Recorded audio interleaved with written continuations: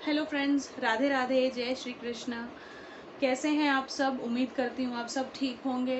और back to back video है, इसलिए बहुत ज़्यादा टाइम नहीं लूँगी। जिस तरीके से मैंने आपको बताया था कि नवरात्र की शॉपिंग वॉपिंग सब कुछ मैं कर रही हूँ, साथ सजावट चल रही है घर में, तो नवरात्र के लिए मैं क्या क्या कैसे सजा रही हूँ वो भी मैं आप लोगों के साथ ज़रूर शेयर करूँगी। तो आज के लिए अब मैं जो तीसरा वीडियो एक लाई हूँ, वो पहला तो मैंने आपको पूजा पाठ और भोग से रिलेटेड चीज़ें बता दी। सेकंड मैंने आपको माता रानी की और बाकी सारे भगवानों की शॉपिंग दिखा दी। तीसरा जो है मैं बता रही हूँ कि कलश स्थापना।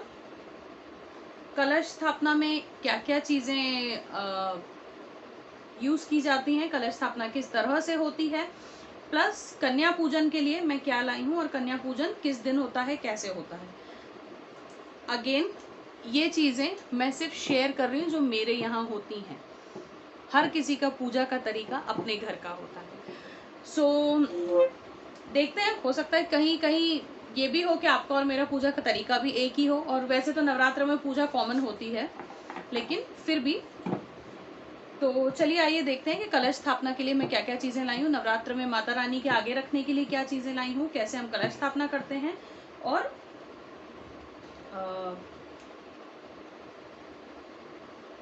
चलिए देखते हैं। जी फ्रेंड्स, कलश स्थापना जो की जाती है वो होगी, सबसे पहले तो नारियल, हमें नारियल चाहिए कलश पे स्थापित करने के लिए। सेकंड, जो कलश के जो नेक होता है कलश का, उसके ऊपर हम मौली बांधते हैं, उसके लिए मौली। उसके बाद आप दिया जलाते हैं। कई लोगों के यहाँ अखंड ज्योत जलती है, लेकिन हमारे यहाँ अखंड ज्योत का चलन नहीं है, हम लोग अखंड ज्योत नहीं जलाते। पहले दिन जो है मैं अच्छे से दिया जलाती हूँ, तो क्या कहते हैं, बड़ा सा दिया जलाती हूँ पहले दिन पे मैं। तो उसके लिए मैं ये ऑयल लेकर आई हूँ, पूजा का ऑयल है ये। उसके अलावा मैं लाई हूँ ये 2 बत्ती, अखंड ज्योत की बत्ती मुझे बनी हुई मिल रही थी मार्केट में, तो मैंने यही ले ली, क्योंकि बहुत बड़ी बत्ती मेरे पास, जितना इतना बड़ा मेरे पास दिया है लेकिन उतनी बड़ी बत्ती नहीं थी। तो ये 2 जो हैं ये बत्ती हैं अखंड ज्योत के लिए, लेकिन अखंड ज्योत हमारे यहाँ नहीं जलाई जाती है। उसके बाद जो आप कलश के अंदर, क्योंकि कलश कभी भी खाली जो है कलश स्थापित नहीं किया जाता है, तो कलश के अंदर आप जो 5 चीज़ें डालते हैं वो होती हैं कुछ ये इलायची। तो ये कुछ इलायची मैंने ले ली थी पूजा की दुकान से।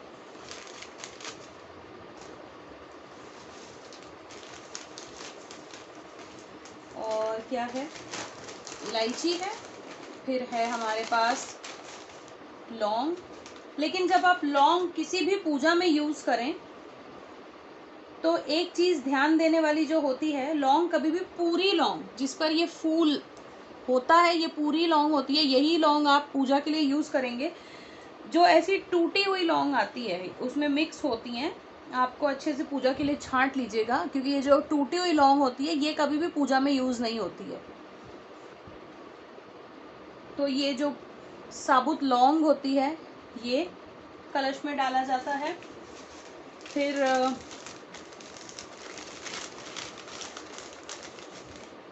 हल्दी की गांठ, ये भी आप देख करके लीजिएगा, जो पूरी साबुत हो, वो टूटी हुई ना हो, देख करके। एक हल्दी की गांठ, एक पीस जो है ये डाला जाता है कलश में। फिर होता है पूजा वाली सुपारी, इसे हम गणपति के रूप में भी जो है पूजा करते हैं। सबसे पहले जो प्रथम गणेश जी की पूजा होती है, कई लोग सुपारी को गणेश जी के रूप में ये करके करते हैं, कई लोगों के पास गणेश जी होते हैं छोटे से, तो गणेश जी को बिठा देते हैं। तो ये कुछ मैं सुपारी लेकर आई हूँ, कुछ यहाँ पे हैं, मैंने 1-2 निकाल दिए अभी बाहर। तो ये है हमारे बेसिक कलश का सामान, जो हम कलश में स्थापना करते समय हम कलश में डालते हैं। तो 4 चीज़ें तो ये हो गई, सुपारी, इलायची, लौंग, हल्दी की गांठ और सिक्का।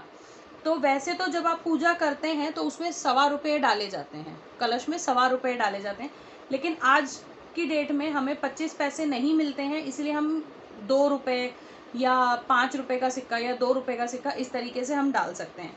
तो ये तो रही कलश की चीज़ें, और साथ में नारियल। नारियल बिठाने से पहले हम या तो आम के पत्ते लगाएंगे कलश पे या फिर पान के। तो दोनों अब जब कलश की स्थापना होगी उसके एक दिन पहले ही आएंगे, क्योंकि पत्ते, पान के पत्ते या आम के पत्ते जो भी आएंगे और फूल आएंगे वो तो फ्रेश ही आएंगे। तो ये हो गई हमारी बेसिक कलश की चीज़ें। ये जोत हमारी हो गई, बाती हो गई हमारी जोत के लिए। ये तेल हो गया हमारा जोत के लिए।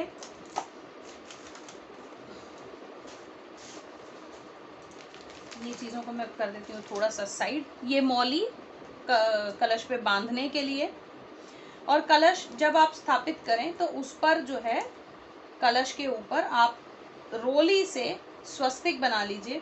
थोड़ा सा रोली और चंदन से कलश को सजा लीजिए, तो कलश बहुत सुंदर लगता है। वैसे तो सजे हुए कलश भी मिलते हैं मार्केट में मिट्टी के, लेकिन अगर आप घर में यूज़ कर रहे हैं, घर में अगर आपके पास पीतल का या तांबे का ऐसा कलश है तो आप उनको भी यूज़ कर सकते हैं। पूजा में आप स्टील का स्टील जो है वो काफ़ी कम यूज़ किया जाता है, क्योंकि जो कलश स्थापना होती है वो या तो मिट्टी के कलश पे होती है, या तांबे के, या पीतल के, सोने पे, चांदी पे।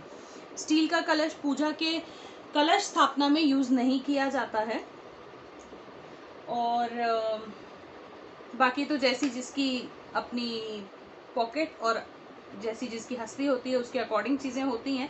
नहीं तो मिट्टी सबसे शुद्ध होती है। मिट्टी के बहुत अच्छे कलश सजे हुए मार्केट में मिलते हैं। पहले मैं भी मिट्टी के इस पे सजाती थी। मैं अभी पिछले बार ही जो है पीतल का लेकर आई हूँ। पीतल के इस पे सजाती हूँ मैं। इसके अलावा ये मैंने 16 श्रृंगार में 2 पैकेट बनवाए हैं। तो पाउडर,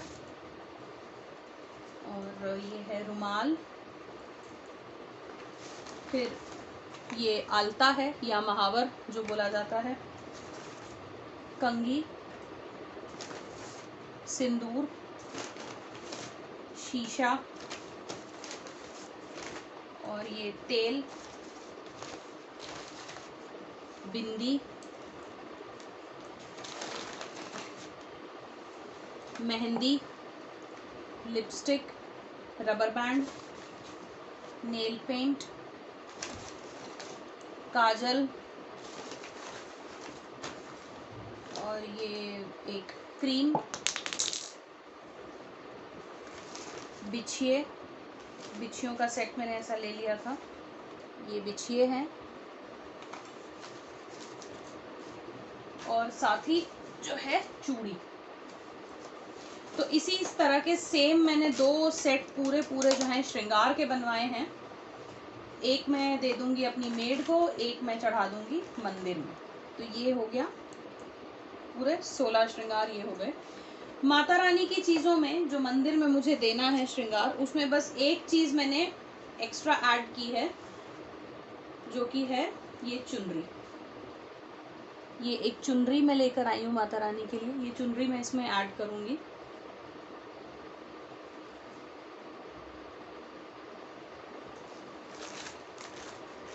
इस तरीके से जो है मैंने पूरा श्रृंगार का सामान रखने के लिए, ये 9 के 9 दिन पहले तो मेरे घर में माता रानी के सामने सारा श्रृंगार रखा रहेगा।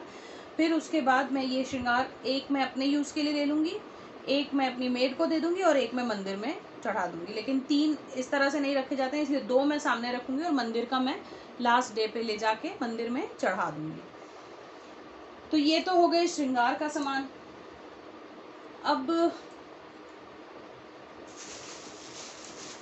अब इसको मैं थोड़ा सा हटा लेती हूँ ताकि मैं आपको और दिखा दूँ जो कन्या पूजन के लिए सामान आया है। तो कन्या पूजन जो है फ्रेंड्स क्यों की जाती है, इसका इसकी एक छोटी सी स्टोरी है।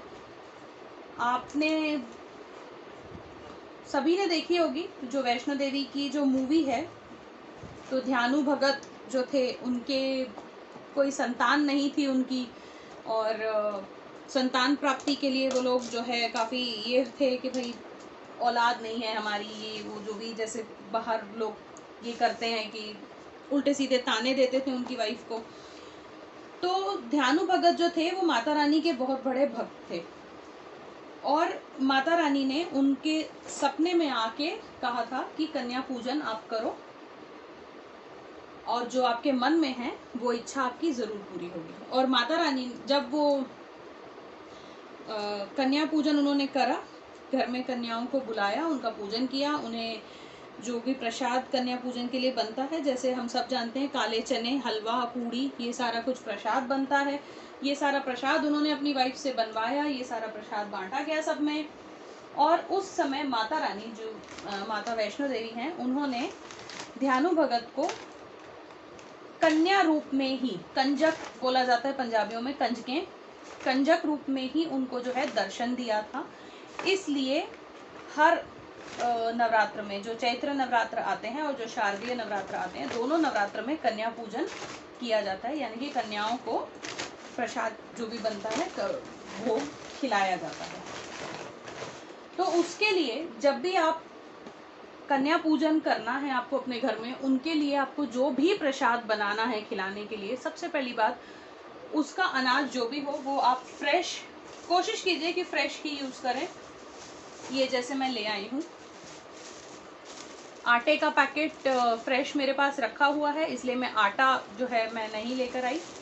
उसके अलावा है ये सूजी, हलवा बनाने के लिए सूजी का मैं एक फ्रेश सूजी ले आई हूँ। और काले चने बनते हैं प्रसाद में, तो काले चने भी फ्रेश मेरे आ चुके हैं। आटा मेरे पास रखा है, इसलिए मैं आटा नहीं लाई हूँ। तो पूड़ी, हलवा और काले चने ये प्रसाद होता है। साथ में आप कुछ भी लगा सकते हैं, पचमेवा जो होता है, यानी कि 5 तरह के ड्राई फ्रूट्स का पैकेट आता है, वो भी दे सकते हैं। केला होता है, केला तो एक दिन पहले ही आएगा।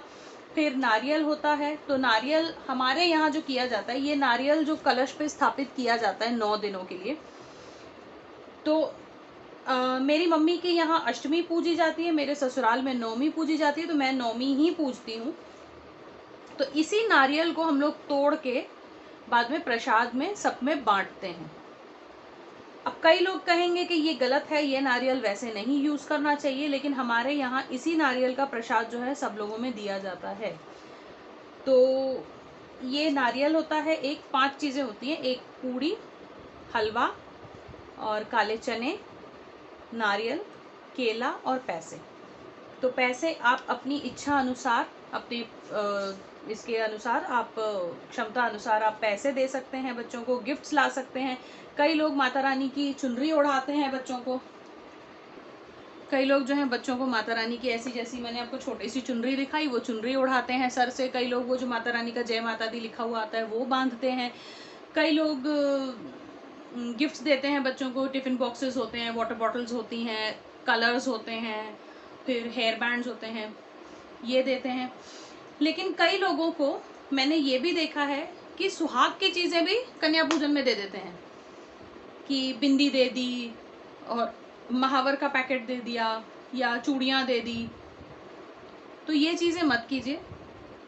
सुहाग का सामान जो होता है, बिंदी, सिंदूर और ये सब चीज़ें जो होती हैं, वो कन्या पूजन में नहीं दी जाती हैं। और सबसे बड़ी बात है, जब आप बच्चों को दे रहे हैं ना, तो बच्चों को एक अलग वो रहता है कि हाँ मुझे यहाँ से टिफ़िन बॉक्स मिला, मम्मी ये न्यू टिफ़िन बॉक्स है, मैं ये यूज़ करूँगी, ये वाटर बॉटल है, ये चीज़ है। तो बच्चों को बच्चों वाली चीज़ें दीजिए, उनको उस चीज़ का क्रेज़ रहता है। और दूसरी बात है, सुहाग का सामान कभी भी कन्या पूजन में नहीं दिया जाता है, तो ये चीज़ आप मत कीजिए। अगर आप करते भी हैं तो भी ये चीज़ को आप थोड़ा सा ध्यान में रखिए कि कन्या पूजन में सुहाग का सामान नहीं दिया जाता। इसके अलावा बहुत सारी चीज़ें मिलती हैं, बच्चों की प्लेट और पूरा कटलरी सेट के साथ आता है, प्लेट, कटोरी, जैसे कार्टून कैरेक्टर्स बने हुए उस तरह की प्लेट, डिवाइडिंग क्या कहते हैं उसे, जिसमें ऐसे पार्टीशंस बने हुए होते हैं, उस तरह के साथ उनका कटलरी सेट होता है। टिफ़िन बॉक्सेस होते हैं, वाटर बॉटल्स होती हैं, पेंसिल बॉक्सेस होते हैं।